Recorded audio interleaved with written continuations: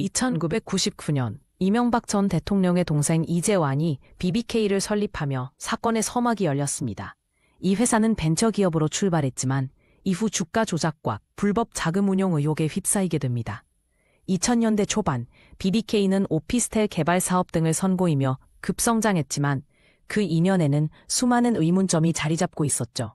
2005년 BBK는 허위 정보를 유포하며 주식을 고의로 조작한 혐의로 수사를 받게 됩니다.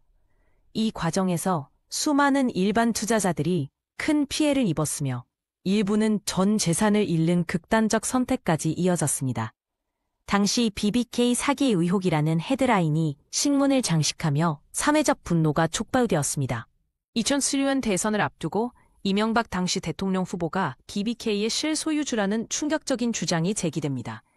김경준 BBK 전 대표는 이명박이 불법 자금을 관리했으며 모든 거래를 지시했다고 폭로했죠.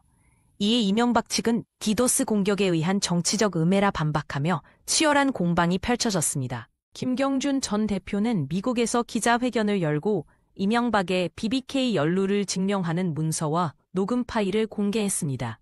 그러나 이명박 측은 이 증거들이 조작되었다고 주장하며 반격에 나섰습니다.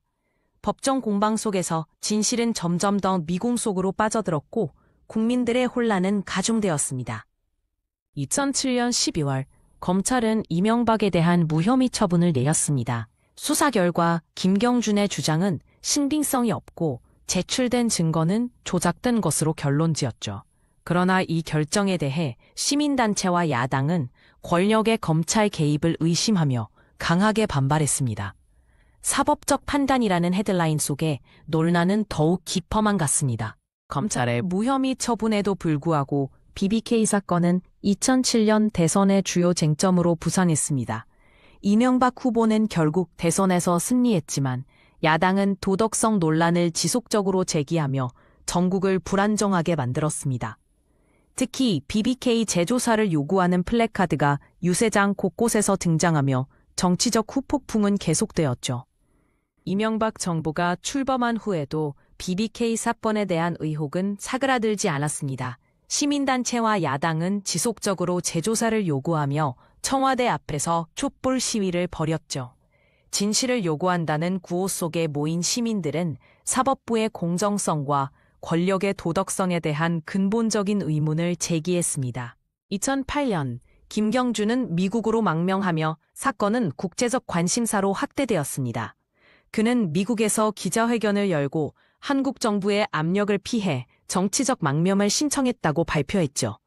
이 사건은 한미 간 외교 현안으로까지 비화되었으며 한국 정부는 그의 송환을 요구하며 강경 대응에 나섰습니다. 2012년 새 정부가 출범하며 BBK 사건은 다시 조명받기 시작했습니다. 진실화해를 위한 과거사 조사위원회가 구성되며 사건 재조사 요구가 제기되었죠. 그러나 추가적인 결정적 증거가 부족해 사건은 점차 역사 속으로 묻혀갔습니다. 그럼에도 불구하고 이 사건은 한국 현대사에서 권력과 검찰의 관계에 대한 중요한 질문을 남겼습니다. BBK 사건은 공식적으로 종결되었지만 많은 이들은 아직도 의문점이 해소되지 않았다고 믿고 있습니다. 이 사건은 권력형 비리와 사법 시스템의 신뢰성에 대한 근본적인 질문을 던지며 한국 정치사에 깊은 상처를 남겼죠. 특히 검찰의 정치적 중립성 문제는 이후 수많은 사회 논의로 이어졌으며 이는 오늘날까지도 유효한 교훈으로 남아 있습니다.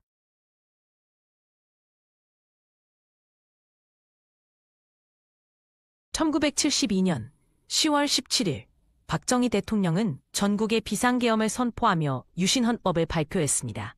이른바 10월 유신으로 불리는 이 사건은 대한민국 역사상 가장 강력한 독재 체제의 시작이었습니다.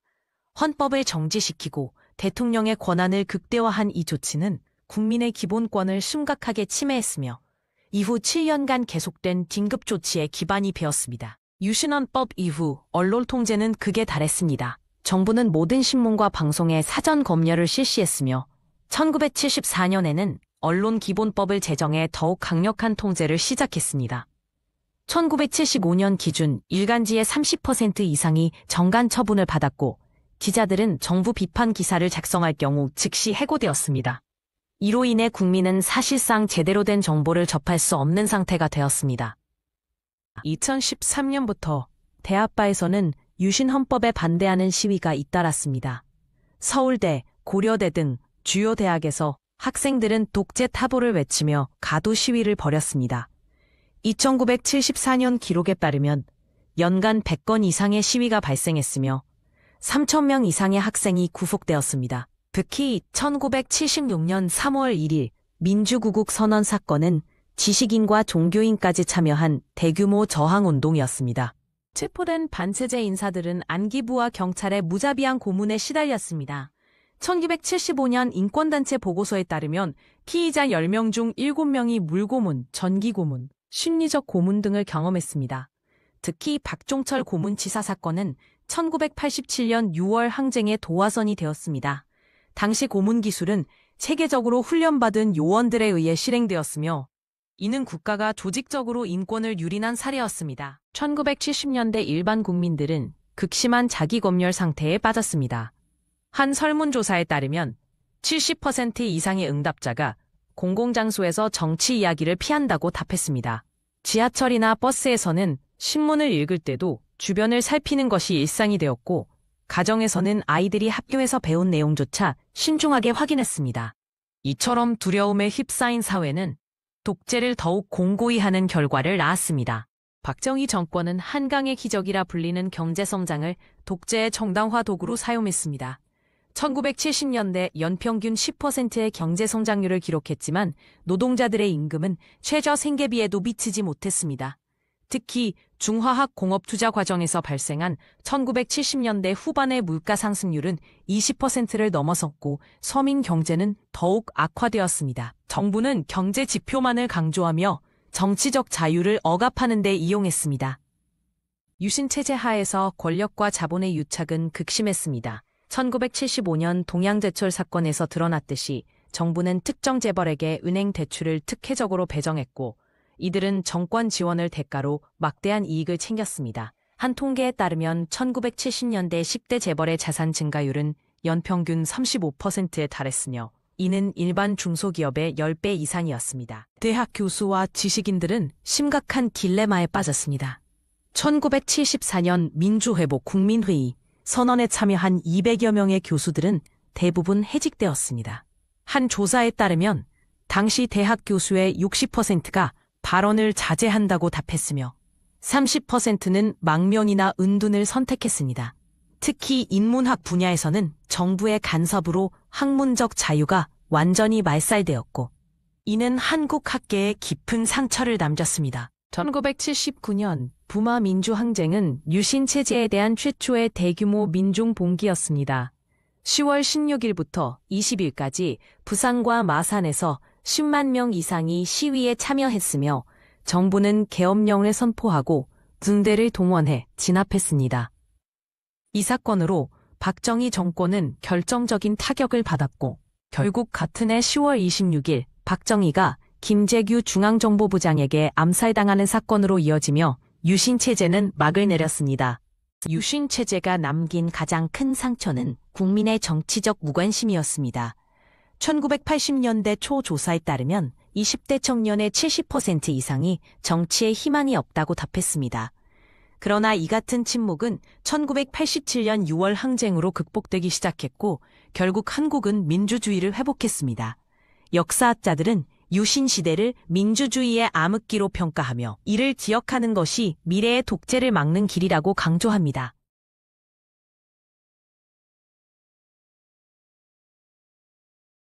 1970년대 박정희 정권은 절정기를 맞이하며 강력한 권력을 행사했습니다. 경호실 내부에서는 대통령의 신변 안전을 책임지는 동시에 극비 정보를 접하는 특권을 가졌습니다. 그러나 이 특권은 오히려 경호원들 사이에 불신과 긴장을 낳았는데 박정희는 경호원들의 일거수일투족을 의심하기 시작했습니다. 권력의 중심에서 펼쳐지는 이 불안한 관계는 이후 비극적 사건으로 이어집니다. 1974년 군사작전에 관한 1급 비밀 문서가 경호원 일부에게 유출되었다는 첩보가 들어왔습니다. 박정희는 이 정보를 접하고 즉각 조사를 지시했으나 누구도 확실한 증거를 잡지 못했습니다. 문서에는 남한과 북한 간의 긴장을 고조시킬 수 있는 내용이 담겨 있었고 유출 경로는 청와대 내부로 추정되었습니다. 이 사건은 경호실 전체를 불신의 대상으로 만들었습니다. 문서 유출 사건 이후 박정희는 경호원들에 대한 감시를 강화했습니다. 청와대 내부에는 추가적인 감시 카메라와 도청 장치가 설치되었고 경호원들의 사적인 대화까지 기록되었습니다. 특히 박정희는 창문 너머로 경호원들을 의심스럽게 바라보는 모습이 자주 포착되었습니다. 이 같은 조치는 경호실 내부의 공포를 더욱 증폭시켰고 누군가의 목숨이 위협받을 것이라는 소문도 퍼지기 시작했습니다. 경호원 중 한 명이 박정희에게 동료의 배신을 고발했습니다. 고발자는 야간의 비밀 통화를 통해 특정 경호원이 외부 세력과 연락하고 있다는 증거를 제시했습니다. 이 보고는 박정희의 분노를 자극했고 그는 즉각적인 조치를 원했습니다. 그러나 이 고발이 사실인지 혹은 경호실 내부의 권력 다툼인지 확인할 길은 없었습니다. 이후 박정희는 경호원들 사이에서 숙청 계획을 구체화하기 시작했습니다. 박정희는 측근들과 비밀 회동을 열고 문제의 경호원을 제거하라고 암묵적으로 지시했습니다. 회의실 테이블 위에는 군사 지도가 펼쳐져 있었고 박정희는 특정 지점에 빨간 X 표시를 그렸습니다. 이는 암살 작전의 상징이었습니다. 측근들은 얼굴에 경직된 표정을 지었지만 아무도 이 결정에 반대하지 않았습니다. 권력의 정점에서 내려진 이 명령은 곧 실행 단계로 넘어가게 됩니다. 의심받는 경호원은 동료의 제안으로 비밀회의에 참석하라는 연락을 받았습니다. 약속 장소는 폐쇄된 군용 차량이 기다리는 외딴 창고였습니다. 경호원은 아무런 의심 없이 차량에 탔지만 안에는 무장한 요원들이 숨어 있었습니다.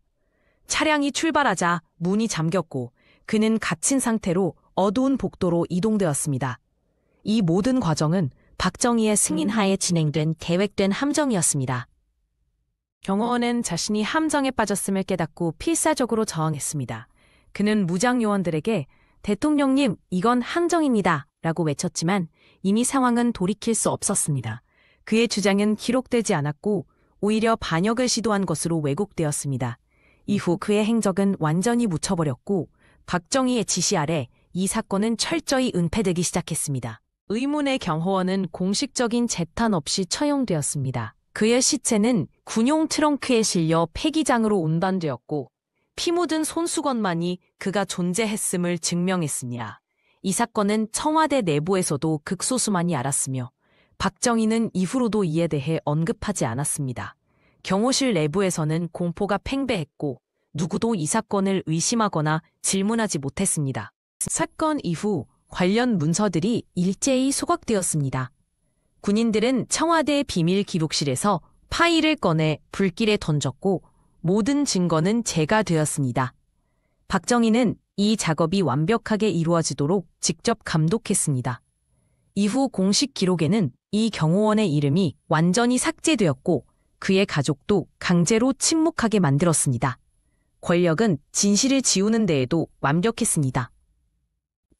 1979년 10월 26일 박정희는 자신의 경호실장 김재규에게 암살당했습니다. 이는 그가 경호원들에게 가한 폭력과 불신이 결국 자신에게 돌아온 결과였습니다.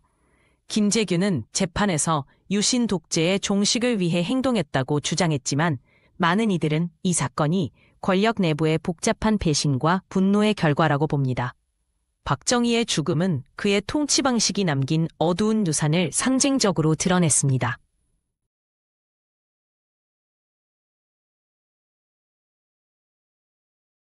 1098년 이전의 제주도는 푸른 바다와 한라산으로 둘러싸인 평화로운 섬이었습니다. 주민들은 농사와 어업으로 생계를 유지하며 전통적인 삶을 이어갔습니다. 초가집과 돌담으로 이루어진 마을은 조용한 일상을 보냈고 제주도만의 독특한 문화가 꽃피던 시기였습니다. 그러나 이러한 평온은 정치적 격변으로 인해 곧 무너지고 말았습니다. 2948년 남한 반독 정부 수립에 반대하는 시위가 제주도에서 일어났습니다.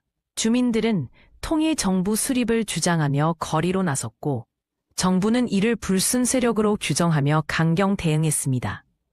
정치적 포스터와 경찰의 감시 속에서 긴장감이 고조되었고 평화로운 제주의 일상은 서서히 무너지기 시작했습니다. 이 갈등은 이후 큰 비극으로 이어지는 도화선이 되었습니다. 정부는 제주도의 시위를 진압하기 위해 군인과 경찰을 대규모로 투입했습니다. 시위대와 군경 사이의 충돌이 점점 격화되었고 총기 사용이 본격화되었습니다. 무고한 주민들까지 진압 대상이 되면서 상황은 빠르게 악화되었습니다. 이때부터 제주도는 폭력의 소용돌이에 휩싸이기 시작했고 초토화 작전의 서막이 오르게 됩니다. 2948년 11월 정부는 제주도에 초토화 작전을 명령했습니다. 이 작전은 반군 소탕을 명목으로 실시되었지만 실제로는 무고한 민간인까지 희생시키는 대규모 학살로 이어졌습니다. 군과 경찰은 마을을 불태우고 주민들을 무차별적으로 살해했습니다. 제주도의 평화로운 풍경은 순식간에 불바다로 변했고 수많은 생명이 희생되었습니다. 초토화 작전의 결과로 제주도 전역에서 무고한 민간인들이 학살당했습니다. 들판에는 시신이 널려 있었고 피로 얼룩진 흙이 비극의 규모를 증언했습니다. 가족들은 사랑하는 이들을 잃고 울부짖었지만 아무도 그들의 아픔을 들어주지 않았습니다. 이날의 학살은 제주도 역사에 영원히 남을 상처가 되었고 생존자들에게는 씻을 수 없는 트라우마로 각인되었습니다. 학살에서 간신히 살아남은 주민들은 동굴이나 산속으로 피신해 목숨을 부지했습니다. 추위와 굶주림 속에서 아이들과 노인들이 죽어갔고 생존자들도 극심한 공포에 시달렸습니다. 그들은 군경의 추격을 피해 밤에만 움직이며 신음해야 했습니다. 이들의 고통은 학살의 참혹함을 증명하는 또 다른 증거였지만 오랫동안 외면당했습니다. 학살 이후 정부는 진실을 은폐하기 위해 문서를 조작하거나 파기했습니다. 희생자 수를 축소하고 학살의 책임을 반군에게 돌리는 등 역사 왜곡이 자행되었습니다. 비밀회의를 통해 진실을 덮으려는 권력의 움직임이 계속되었고 제주도민들은 위협과 공포 속에서 침묵을 강요당했습니다. 이로 인해 제주 4.3 사건은 오랫동안 금기시되는 비극이 되었습니다. 수십 년 동안 제주 4.3 사건은 공적인 기록에서 배제되었고 희생자 유족들도 공포 때문에 입을 열 수 없었습니다. 묘비도 제대로 세우지 못한 채 유해는 산야에 방치되기도 했습니다. 기록관은 폐쇄되었고 진실을 말하려는 이들은 탄압받았습니다. 이 침묵의 시대는 제주 도민들에게 또 다른 고통이었으며 역사적 정의가 실종된 기나긴 세월이었습니다. 1980년대 이후 유족과 인권활동가들은 제주 4.3 사건의 진실을 규명하기 위해 본격적인 운동을 시작했습니다. 추모 집회와 피켓 시위를 통해 진상조사를 요구했고 노란 리본은 진실과 정의를 상징하는 표식이 되었습니다. 이들의 끈질긴 노력으로 2000년대에 들어서야 정부는 공식 사과와 진상조사에 나서게 되었습니다. 오늘날 제주 4.3 평화공원에는 희생자를 추모하는 비와 명단이 세워져 있습니다. 이곳은 과거의 비극을 기억하며 평화의 소중함을 일깨우는 공간입니다. 그러나 아직도 완전한 진상규명과 책임자 처벌은 미완의 과제로 남아 있습니다. 제주 4.3 사건은 국가폭력의 참혹함을 경고하는 역사적 교훈으로 우리 모두가 마주해야 할 과거입니다.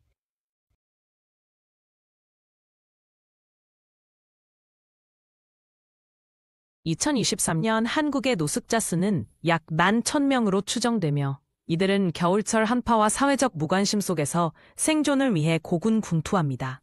서울역 인근의 어두운 골목에는 비에 젖은 카드보드 박스로 만들어진 임시 쉼터들이 늘어서 있지만 지나가는 행인들의 시선은 냉담하기만 합니다. 노숙자 10명 중 7명이 정신질환 또는 신체적 장애를 겪고 있다는 통계는 이들의 취약성을 여실히 드러냅니다.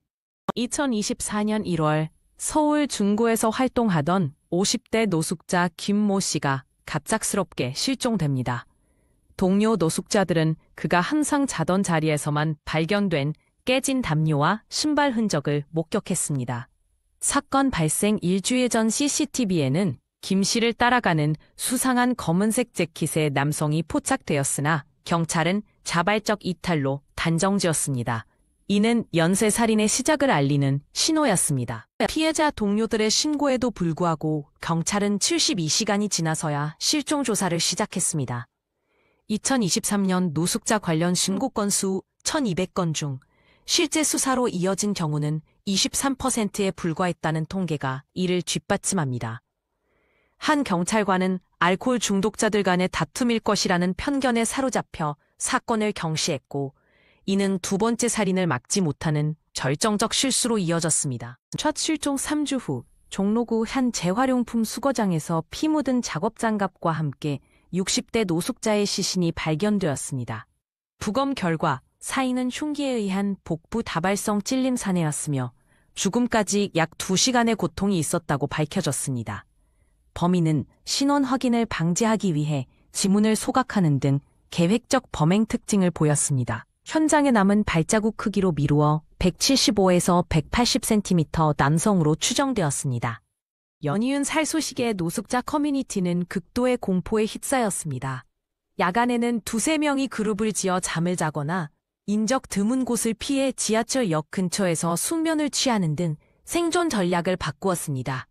한 조사에 따르면 사건 이후 노숙자의 78%가 체계적인 살해 위협을 느낀다고 응답했습니다. 동시에 SNS에서는 사회의 쓰레기 청소라는 혐오 발언이 확산되며 이중적 폭력성이 드러났습니다.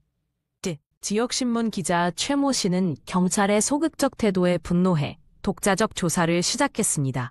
2주간의 취재 끝에 두 피해자가 모두 동일한 무료급식소 이용자이며 최근 신규 지원 봉사자와 마찰을 빚었다는 공통점을 발견했습니다. 2018년 일본에서 발생한 유사 사례, 요코하마 노숙자 연쇄살인과의 유사성을 지적한 그의 보도는 SNS에서 50만 회 이상 공유되며 사회적 논란을 일으켰습니다.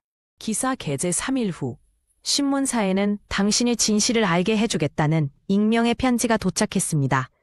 특이한 점은 편지지가 노숙자 지원센터에서 사용하는 공문 용지였으며 잉크 분석 결과 5년 이상 된 프린터 토너가 사용된 것으로 확인되었습니다. 범행 동기를 묻는 질문에 사회가 외면한 자들을 위한 의식이라는 수수께끼 같은 답변은 프로파일러들 사이에서 논쟁을 일으켰습니다. 언론의 집중 조명으로 경찰은 특별수사본부를 구성했고 72시간 내에 용의자 프로파일을 공개했습니다. 범인은 30대, 40대 남성으로 노숙자 지원단체에서 활동한 경력이 있을 가능성이 높았습니다. CCTV 분석 결과 3건의 살인사건 당일 모두 현장 근처에서 동일한 흰색 트럭이 포착되었으며 차량 번호 일부가 72바로 확인되어 결정적 단서로 작용했습니다. 수사 과정에서 2000년대 초반 비슷한 미제 사건 3건이 재조사되기 시작했습니다. 기자는 범인이 제시한 단서를 따라 동대문구의 한 폐창고로 향했고 그곳에서 피해자들의 개인 물품으로 추정되는 소지품들을 발견했습니다. 갑자기 등장한 흉기 든 남성과의 조우에서 기자는 간신히 도망쳤으나 이 과정에서 범인의 왼손에 자살 방지 링이 있다는 결정적 특징을 목격했습니다. 이 정보는 경찰로 하여금 2015년 자살 시도 기록이 있는 38세 김모 씨를 주요 용의자로 좁히는 계기가 되었습니다. 범인 체포 후 밝혀진 충격적 사실은 그가 과거 노숙자 생활 경험자였으며 사회의 무관심에 대한 복수를 범행 동기로 밝혔다는 점이었습니다. 그러나 사건 종결 6개월 후 노숙자 인권단체 조사에 따르면 이들의 생활 환경은 개선되지 않았습니다. 2024년 상반기 노숙자 폭력 사건은 전년 대비 12% 증가했으며 이번 사건의 피해자들은 여전히 무명의 희생자로 남아 있습니다. 촛불 추모식에 모인 150명의 시민들은 이들이 단순한 통계가 아니라 각자의 이야기를 가진 인간이었음을 상기시켰습니다.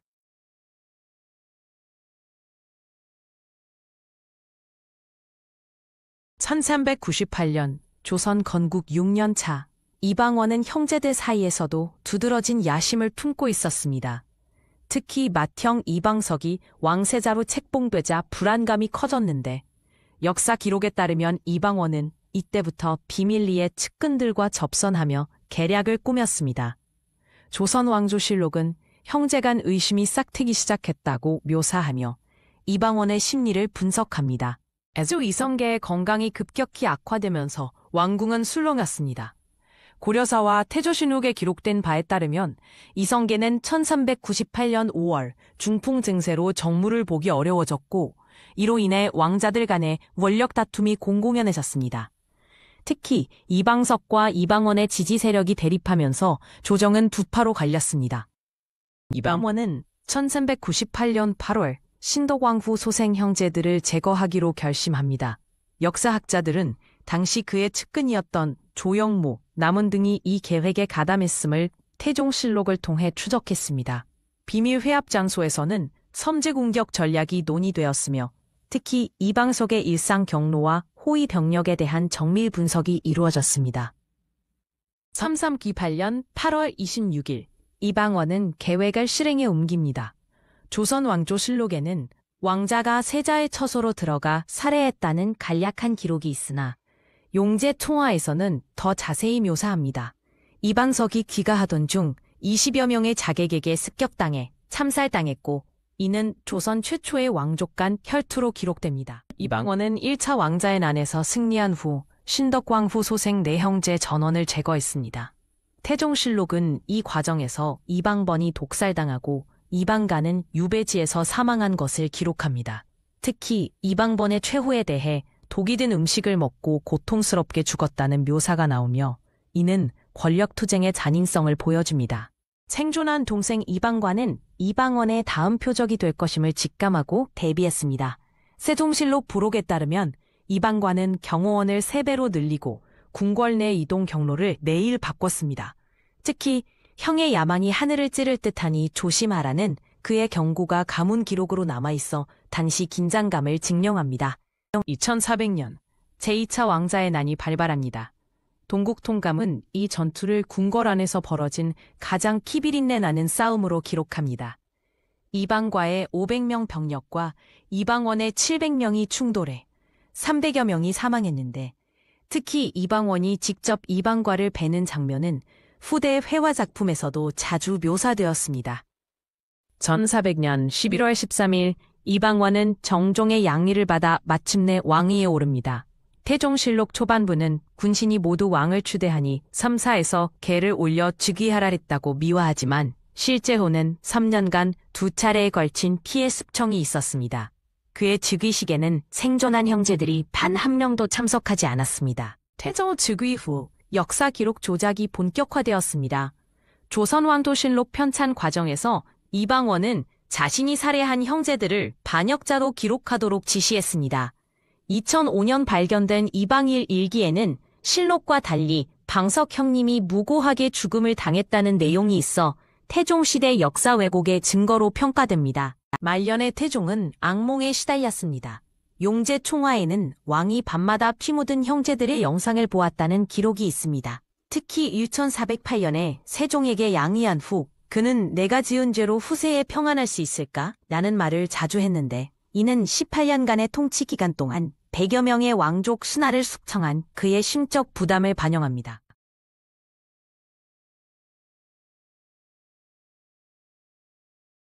안선 155년 조선의 역사는 피로 물들었습니다.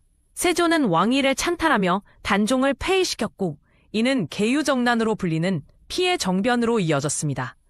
경복궁 앞에서는 군사들이 진을 치고 있었고 단종의 놀란 얼굴은 이날의 충격을 생생히 전합니다. 이 사건은 충절의 대립이 시작되는 계기가 되었죠. 세조의 권력 장악은 폭력적이었고 이는 이후 사육신과 생육신의 운명을 갈라놓는 분기점이 됩니다. 단종 폐위 후 성삼문, 닥백년 등 사육신은 비밀리에 모여 단종 복위를 결의했습니다. 그들은 혈서를 쓰며 충절을 맹세했고 붉은 초롱불 아래 그들의 그림자는 긴장감으로 가득 차 있었습니다. 이들은 세조의 권력에 맞서 목숨을 걸었고 그들의 결의는 역사의 길이 남을 충절의 상징이 되었습니다. 사육신의 선택은 폭력적 저항이라는 길을 택했고 이는 생육신과의 대비를 더욱 선명하게 합니다. 한편 김시습, 남효운 등 생육신은 산중 서재에서 은둔하며 학문적 저항을 선택했습니다. 그들은 책을 펼치고 세조의 권력에 맞서 정신적 승리를 꿈꾸었죠. 창밖으로는 가을 낙엽이 떨어지며 그들의 고뇌를 상징했습니다. 생육신은 폭력 대신 지식과 도덕으로 저항했고 이는 사육신과는 다른 길이었습니다. 그들의 선택은 조선 사상사에 깊은 영향을 미쳤으며 후대에까지 이어지는 정신적 유산을 남겼습니다. 사육신의 단종 복위 시도는 실패로 돌아갔습니다. 그들은 궁궐 밖에서 체포되었고 부서진 깃발과 검은 하늘은 그들의 비극을 상징했습니다.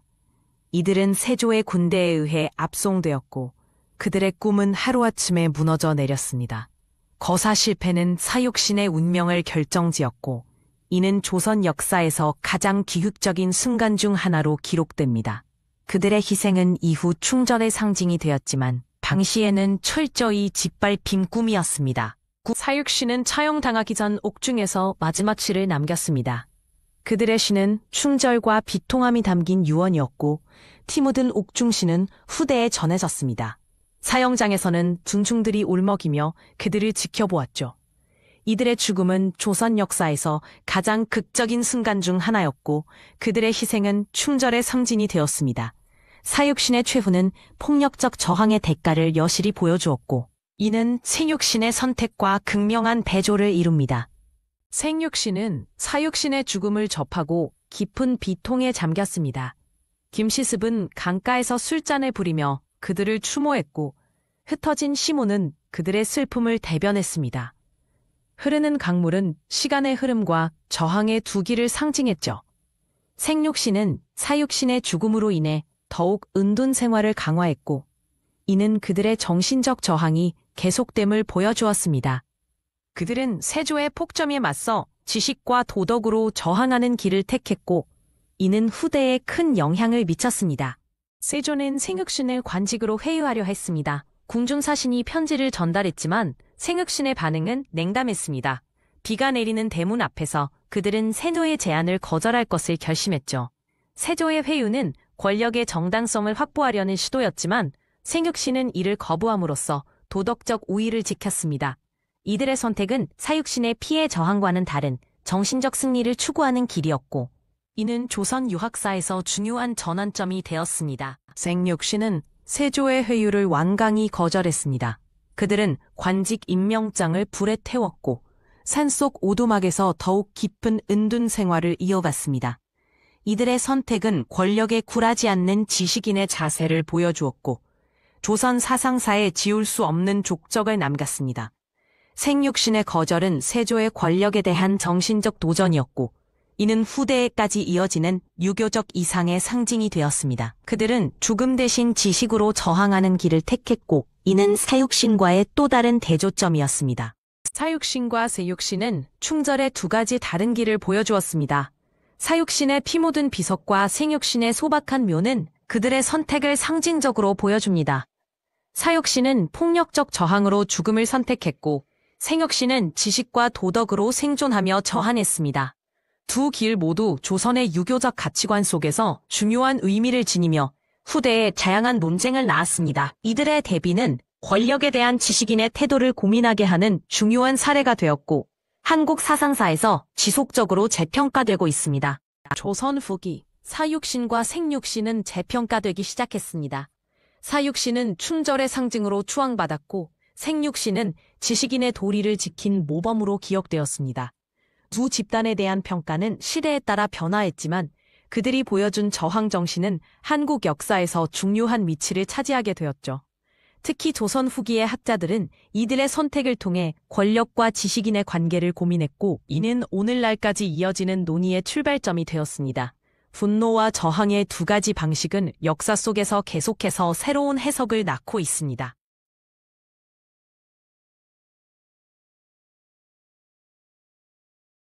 2008년 초 국내 언론은 광우병, 소해면산뇌증에 걸린 소의 경련 영상을 반복적으로 보도하며 공포를 조성했습니다. 과학자들은 프리온이라는 변형 단백질이 인간에게 전염될 경우 치명적일 수 있다고 경고했고 신문 헤드라인은 광우병 인간 전염 가능성을 강조하며 불안을 증폭시켰습니다. 이는 이후 촛불 시위의 직접적 계기가 됩니다. 2008년 4월 이명박 정부는 미국과의 쇠고기 협상에서 광우병 위험이 있는 30개월 이상 소고기 수입을 전면 허용한다고 발표했습니다. 정부는 OIE 세계동물보건기구 기준 준수를 강조했으나 검역조건 완화와 국민 의견 수렴 부재로 즉각적인 반발이 일었습니다. 이는 국민의 분노를 직접적인 정책 반대 운동으로 이끈 결정적 순간이었습니다. 정부의 안전 주장과 달리 국내외 전문가들은 프리온 검출 기술의 한계와 미국 내 광우병 발생 사례를 들어 위험성을 경고했습니다. 서울대 수의학과 교수는 방송에서 정부 자료는 2003년 이전 데이터에 의존한다며 신뢰성을 의문시했고, 이는 시민들의 불신을 더욱 깊게 했습니다. 과학적 논란은 시위의 정당성을 뒷받침하는 근거로 작용했습니다. 네티즌들은 광우병 쇠고기 반대 온라인 서명 운동을 시작하며 분노를 조직화했습니다. 주요 포털의 실시간 검색어는 광우병 재협상으로 도배되었고, DC인사이드 등 커뮤니티에서는 촛불 시위 일정이 공유되었습니다. 특히 시애 청소년들이 주도한 촛불 소녀 영상은 100만 조회수를 돌파하며 오프라인 시위로의 전환을 촉발시켰습니다. 2001년 5월 2일 서울 청계광장에서 천여 명이 모여 안전한 식탁을 요구한다는 피켓을 들었습니다. 참여자 대부분은 평범한 시민이었으며 유모차 부대로 불린 주부들과 청소년들이 주축이 되었습니다. 이날 시위는 광우병 반대를 넘어 국민 참여 민주주의의 상징으로 기록되며 이후 100일간의 대규모 시위로 이어졌습니다. 시위가 확산되자 정부는 경찰 병력을 동원해 물대포와 진압봉으로 강제 해산을 시도했습니다. 2월 10일 집회에서는 2만 명의 경찰이 투입되었고 시민들은 손에 촛불만 들었을 뿐이라며 항변했습니다.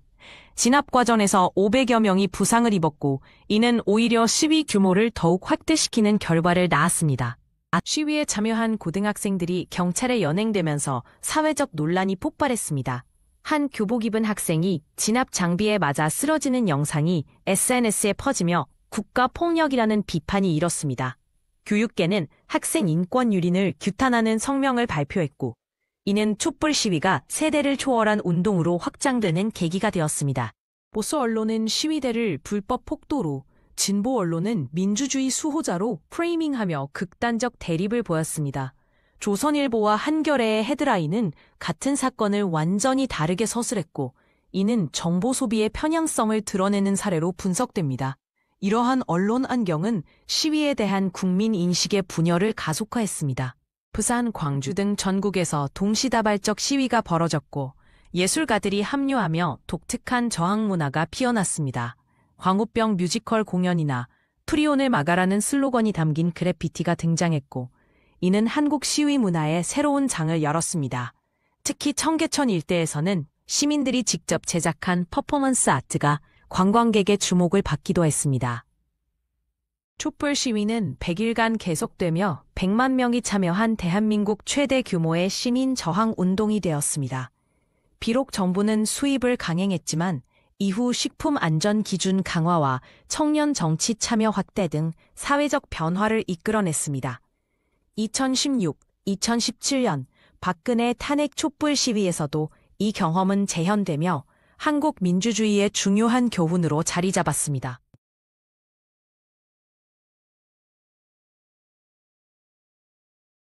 2015년 10월 박근혜 정부는 역사교과서 국정화를 발표하며 교육부가 직접 편찬한 단일 교과서를 전국 학교에 적용하겠다는 계획을 밝혔습니다. 정부는 검정 교과서 체계에서 발생하는 과편향성을 해소하고 통일된 역사관을 제공하겠다는 입장이었으나 이는 즉각적인 논란으로 이어졌습니다. 당시 청와대 기자회견에서 강조된 정확한 역사 교육이라는 명분은 이후 격렬한 반발의 도화선이 되었습니다. 국정교과서 발표 직후 한국현대사학회를 비롯한 400여 명의 역사학자들이 공동성명을 통해 정치적 중립성 훼손을 규탄했습니다. 서울대, 고려대 등 주요 대학에서는 긴급 토론회가 열렸으며 역사 연구의 자유를 억압한다는 비판이 쏟아졌습니다. 특히 일본 식민지 시기와 군사 독재에 대한 서술이 축소될 것이라는 우려가 제기되며 학계의 저항은 전국적인 시위로 확대되었습니다. 검정 교과서와 국정 교과서의 비교 분석에서 주요 논점은 5.18 민주화 운동과 박정희 시대 평가였습니다. 국정보는 5.18을 폭동으로 기술한 2013년 교학사 교과서와 유사한 서술을 포함했으며 경제성장 중심의 개발 독재 미화 논란이 제기되었습니다. 통계청 자료에 따르면 두 체제 간 내용 일치도는 67%였지만 정치적 사건 관련 문장 30%에서 중대한 차이가 발견되었습니다. 국회 교육위원회에서 새누리당은 좌편향 역사 바로잡기를 지지한 반면 야당은 역사교육의 정치화라며 반대 입장을 고수했습니다. 2016년 2월 국정교과서 예산안 처리 과정에서 여야 의원 간 물리적 충돌이 발생했으며 이는 8시간 장외 농성으로 이어졌습니다.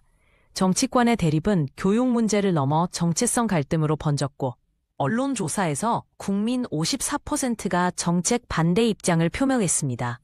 2016년 3월 시행된 국정교과서는 현장 교사들에게 큰 부담으로 작용했습니다. 한국교총설문에 응한 68%의 교사가 수업 시 논란 문장 회피를 고백했으며 일부 학교에서는 보충 자료를 별도 제작해 배포했습니다. 특히 광주 지역에서는 학생들이 5.18 장면이 왜 흐릿한가? 라고 질문하는 사례가 보고되며 교육 현장의 혼란을 상징적으로 보여주었습니다. 보수 지향 매체는 왜곡된 역사 바로잡기 프레임으로, 진보 성향 매체는 독재 미화 프로젝트 프레임으로 국정교과서를 보도하며 극명한 입장차를 보였습니다. 2016년 4월 자키뉴스의 콘텐츠 분석에 따르면 주요 5개 지면에서 사용된 국정교과서 관련 수식어 중 78%가 매체 성향과 일치했습니다. 이는 논란 자체보다 미디어의 이분법적 재현이 사회적 갈등을 심화시킨 사례로 평가됩니다. 유네스코는 2016년 5월 한국 정부에 교육의 정치적 중립성 권고안을 발송했으며 하버드대 아시아센터는 국정교과서를 21세기 역사 수정주의의 사례로 분석했습니다. 특히 일본의 우익단체가 한국의 교과서 정책을 자신들의 입장 정당화에 이용하려는 움직임이 포착되며 국내 논란이 동아시아 역사 갈등으로 확장되는 양상을 보았습니다. 진보 성향 단체들이 제기한 헌법 소원에서 재판부는 교육 자치 원칙 위반 여부에 대한 판단을 보류했습니다. 그러나 2017년 2월 서울행정법원은 국정교과서 채택 절차에 하자가 있다며 시민단체의 가처분 신청을 일부 인용했습니다. 이 판결은 정책 추진의 법적 타당성에 적신호가 켜진 사건으로 기록되며 결국 새 정부의 교과서 정책 전면 재검토로 이어지는 계기가 되었습니다. 2017년 5월 문재인 정부 출범 후 교육부는 국정교과서 폐기 및 검정체계 복원을 공식 발표했습니다. 당시 폐기 처리된 교과서는 약 120만 부에 달했으며 정부는 이 과정에서 63억 원의 예산 손실이 발생했다고 밝혔습니다. 그러나 여론조사에서 71%의 국민이 정책 철회를 지지했으며 이는 정치적 쟁점화된 교육정책의 한계를 보여주는 상징적 사례로 남았습니다. 국정교과서는 공식적으로 사라졌지만 2015-2017년 간의 논란은 한국 사회의 깊은 역사 인식 차이를 노출시켰습니다. 국가인권위원회의 2018년 조사에 따르면 교과서 갈등 이후 역사 논쟁 회피 경향이 교사 42%에서 나타났습니다. 현재 일부 도서관에 비치된 국정보는 교육의 정치화 사례로 전시되며 진실과 기록의 괴리에 대한 경고로 기능하고 있습니다.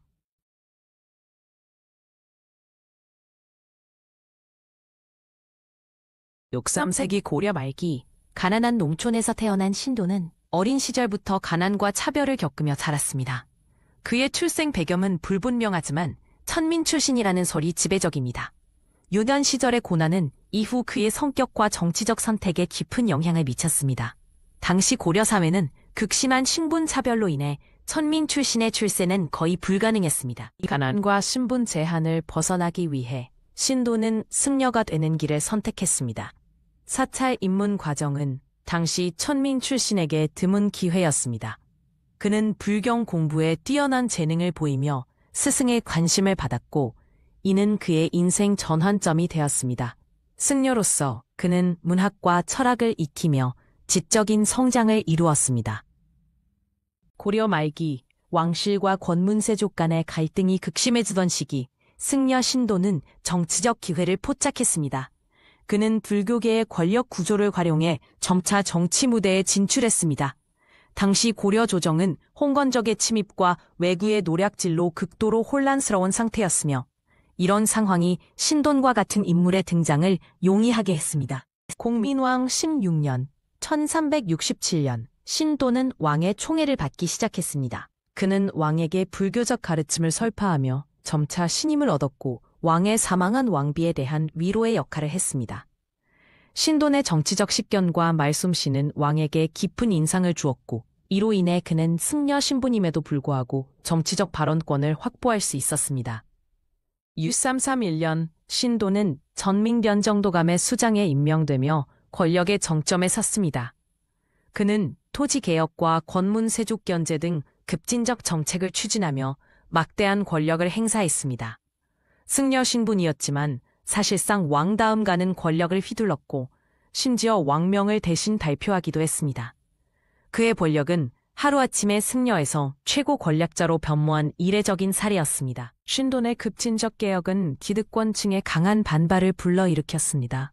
그는 권문세족의 토지를 몰수해 빈민에게 나누어주는 정책을 펼쳤고 유교적 전통을 무시한 행보로 유학자들의 반감을 샀습니다. 특히 불교를 정치적으로 이용한다는 비판이 제기되었고 점차 그의 권력 기반이 흔들리기 시작했습니다. 1374년에는 개혁 반대 세력이 조직적으로 반발하기 시작했습니다. 1375년 신돈에 대한 반대 세력의 음모가 본격화되었습니다. 왕실 외척을 비롯한 반대파들은 그를 타도하기 위해 공민왕에게 계속해서 참소했습니다.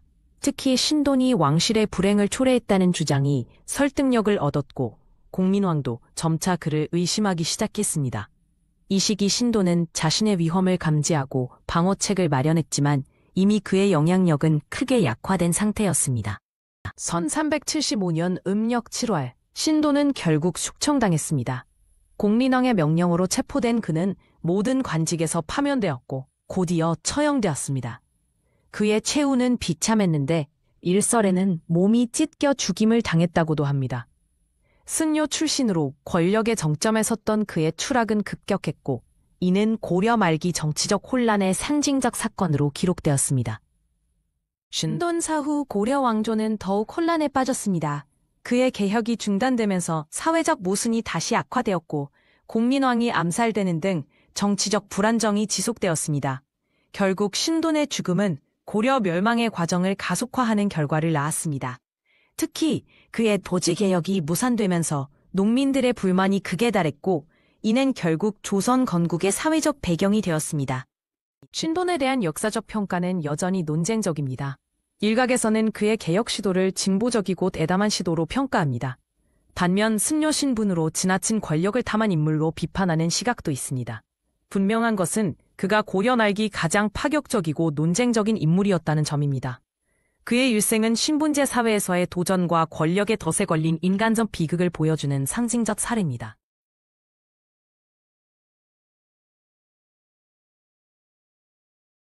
(1994년 10월 21일) 오전 7시 30분 성수대교는 평소와 같은 아침을 맞이했습니다. 출근하는 차량과 등교하는 학생들로 북적였으며 포장마차에서는 따뜻한 아침 식사를 파는 모습이 보였습니다.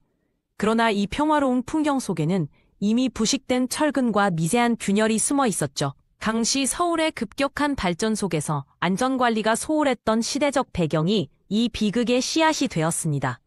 붕괴 직전 성수대교는 이미 여러 위험 신호를 보내고 있었습니다. 교량 하부에서는 볼트 연결부의 용접 불량과 콘크리트 틈새가 발견되었고 40톤 이상의 과적 차량이 빈번히 통과하며 피로 누적이 심각한 상태였습니다. 그러나 1993년 동부 간선도로 개통으로 교통량이 30% 증가했음에도 정기 점검은 이뤄지지 않았죠. 이날 오전에도 노동자들이 균열을 지나쳤다는 증언이 후일 조사에서 확인됩니다. 오전 7시 38분 갑작스러운 금속 균열음이 공기를 가르며 붕괴가 시작되었습니다.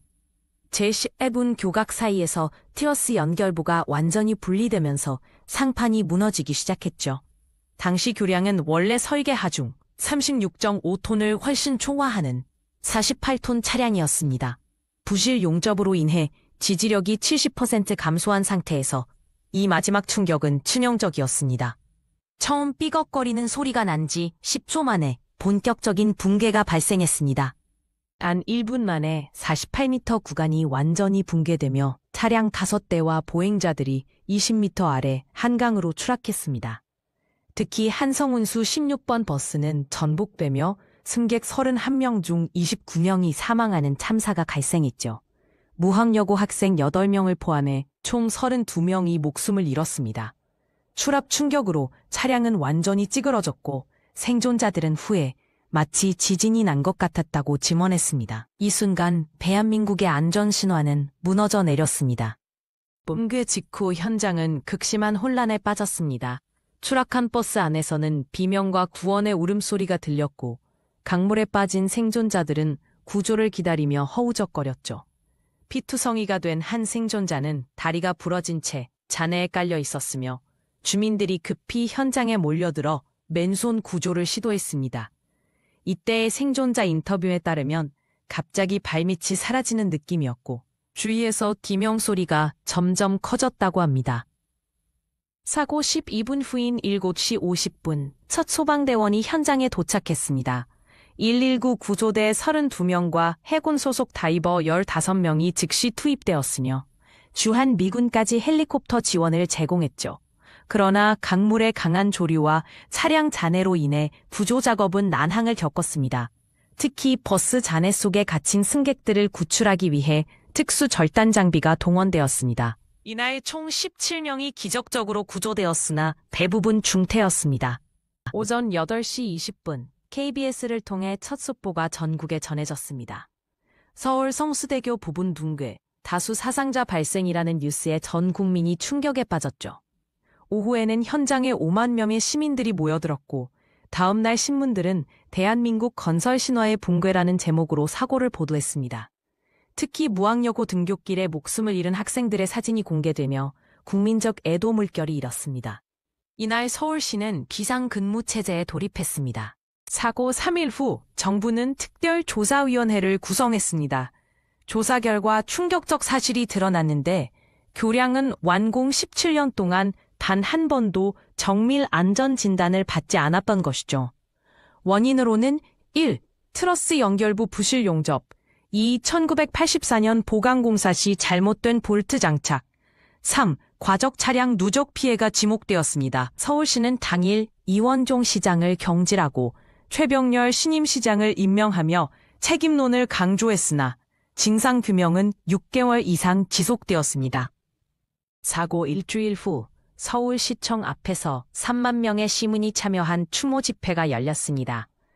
안전은 사치인가, 책임자를 처벌하라는 플래카드가 눈에 띄었죠. 이 사고로 건설 안전 기준이 전면 개정되었으며 전국 1,200개 교량이 긴급 점검에 들어갔습니다. 특히 당산철교는 성수대교와 유사한 구조로 판단되어 즉시 폐쇄되었죠. 시민단체들은 10.21 참사를 계기로 공공안전감시조직을 결성하며 사회적 각성을 촉구했습니다. 성수대교는 1997년 7월 새로운 안전기준으로 재건되었습니다. 이 사고는 한국 공공안전시스템의 전환점이 되었죠. 1995년 교량 및 터널 안전관리법이 제정되었고 모든 교량의 2년 주기 정밀 검사가 의무화되었습니다. 그러나 2014년 세월호 참사에서 반복된 안전 무시는 우리가 완전히 교훈을 얻지 못했음을 보여주었습니다. 오늘날 성수대교 추모비에는 잊지 않겠습니다라는 문구가 새겨져 있으며 매년 10월 21일 추모 행사가 이어지고 있습니다.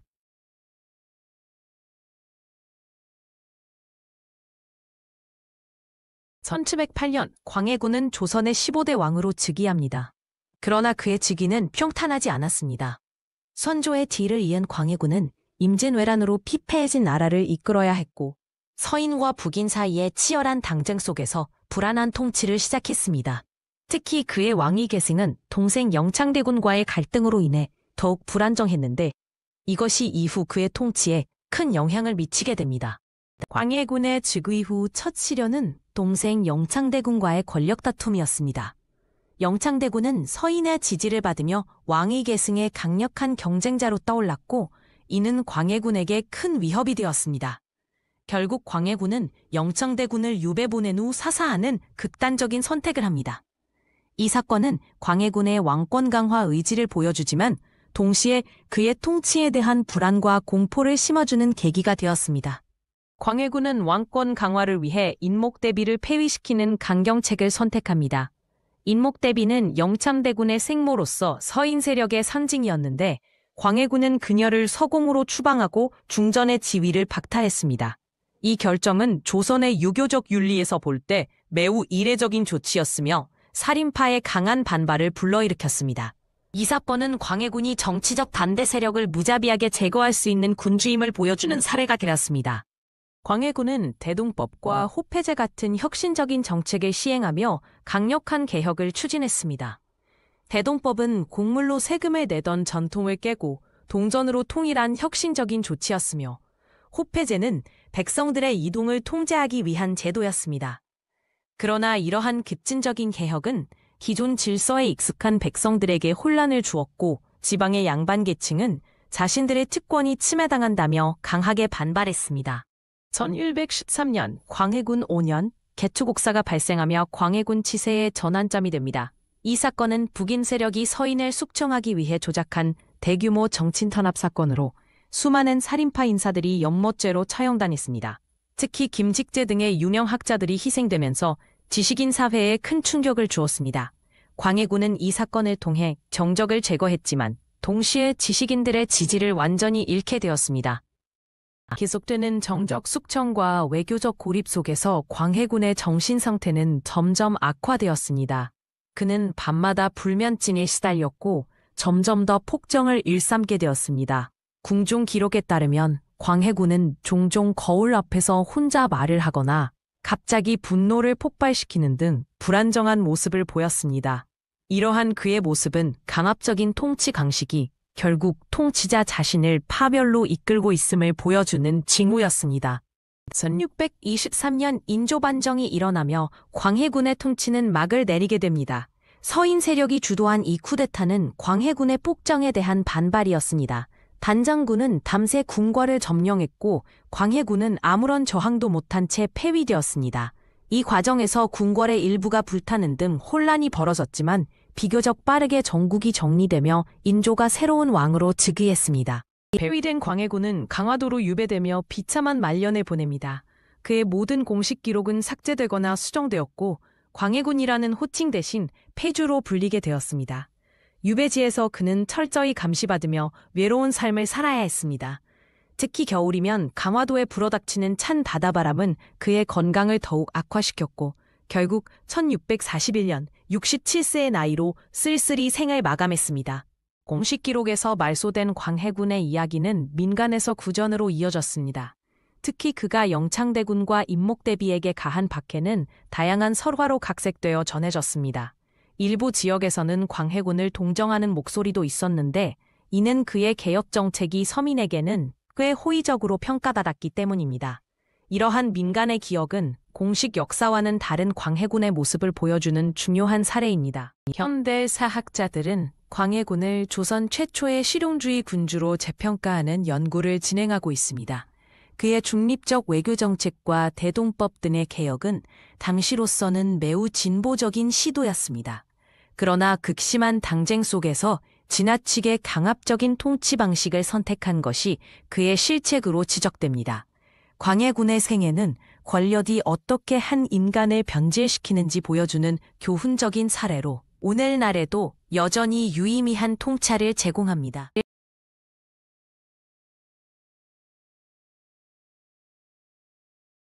1995년 삼풍백화점은 한국 경제성장의 상징이었습니다. 5개월 전 개장한 이 백화점은 최신 시설과 고급 브랜드로 가득했으며 하루 평균 4만 명이 방문하는 번영의 중심지였습니다. 당시 국내 총생산 GDP는 전년 대비 9% 성장하며 백화점의 화려함은 한국의 신화적 경제성장을 대표했습니다. 그러나 이 건물에는 치명적 결함이 숨겨져 있었습니다.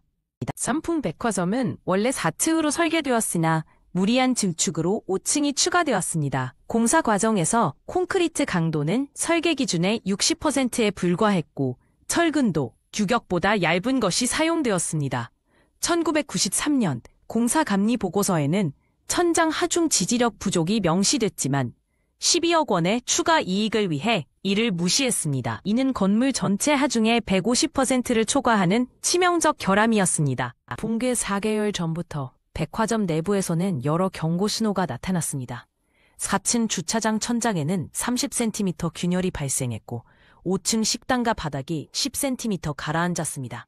하지만 관리부는 보수비용 절감을 이유로 긴급 점검을 거부했습니다. 6월 28일 마지막 안전점검에서도 구조적 결함이 확인되었으나 경영진은 개점 1주년 행사 준비를 이유로 백화점 운영을 강행했습니다. 1995년 6월 29일 오전 백화점은 개점 1주년 세일로 북적였습니다. 5층 식당가에는 300여 명이 점심을 먹고 있었고 4층 스포츠 매트에서는 아이들이 뛰어놀고 있었습니다. 당시 CCTV 기록에 따르면 붕괴 10분 전까지 직원들과 1,500여 명의 고객이 아무런 이상을 느끼지 못했습니다. 이는 한국 사회가 안전보다 성장을 선택한 마지막 평온의 순간이었습니다. 오후 5시 52분, 5층에서 갑작스런 펑 소리와 함께 천장이 무너지기 시작했습니다. 20초 만에 5층부터 지하 4층까지 30만 톤의 콘크리트가 접쇄되며 1,500명을 덮쳤습니다. 사고 분석 보고서에 따르면 최초 붕괴는 5층 에어컨 실외기 45가지 한꺼번에 가동되면서 약해진 천장이 견디지 못한 것으로 나타났습니다. 이는 한국 현대사 최악의 건물 붕괴 사고였습니다. 붕괴 6분 후 도착한 소방대원 1,200명과 군인 1,600명이 17일간의 생존자 수색을 진행했습니다. 7월 3일 19세의 대학생이 90시간 만에 구조되며 기적 같은 순간이 기록되었습니다. 그러나 전체 1,500명 중 생존자는 502명에 불과했고 이 중 20명은 수색 중 후속 붕괴로 인해 추가 사망했습니다. 구조대원들은 맨손으로 콘크리트를 파내며 937시간 동안 투쟁했습니다. 사고 3일 후 백화점 대표 이 회장은 기자회견에서 천재지변이라고 주장하며 책임을 부인했습니다. 그러나 조사 결과 경영진은 붕괴 1시간 전에도 구조적 위험을 보고받았음이 드러났습니다. 이들은 재난 발생 후 24시간 동안 도주했고 유가족 상대로 1인당 평균 4,300만 원의 보상금으로 사태를 마무리하려 했습니다. 이는 당시 법정 배상금 기준의 60%에 불과한 액수였습니다. 사망자 502명 중 304명은 20대 미만의 젊은이들이었습니다. 5층 식당가에서 아르바이트하던 18세 김모군, 개점 행사 스태프로 일하던 예술대학생 24명이 대표적 희생자입니다. 유족들은 희생자 명예회복을 요구하며 137일간의 농성을 벌였고 이는 한국 최초의 대형 참사, 희생자 공식 추모 문화를 만드는 계기가 되었습니다. 산품 사고는 단순한 건물 붕괴를 넘어 사회 시스템에 대한 불신을 야기했습니다. 여론조사에서 국민의 78%가 정부 안전감독 실패를 지적했고 1996년 건축법이 전면 개정되며 153개 건물이 강제 철거되었습니다. 특히 사고 1년 후 실시된 조사에서는 20대의 62%가 한국의 성장 모델에 회의감을 표출하며 깊은 사회적 상처를 드러냈습니다. 삼풍 백화점 붕괴는 한국이 안전 불감증에서 깨어나는 계기가 되었습니다. 이 사고로 1996년 산업안전보건법이 강화되었고 2014년 세월호 참사까지 이어진 사회적 경고 시스템이 도입되었습니다.